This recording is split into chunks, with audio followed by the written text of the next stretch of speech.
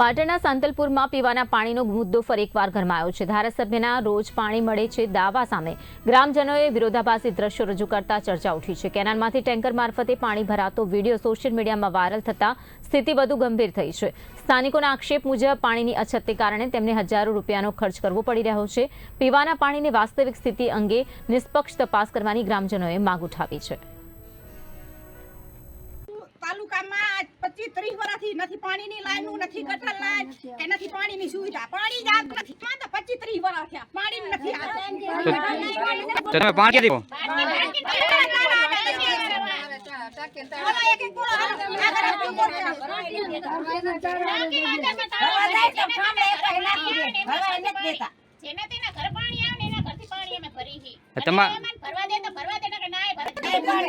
તમારા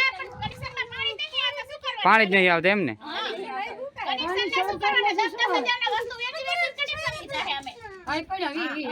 દીધા 15 દિવસે પાણી નથી આવતું અને આ વેચાતું પાણી નખાવી બરાબર। આ ટેન્કર ક્યાંથી ભરીને આવે?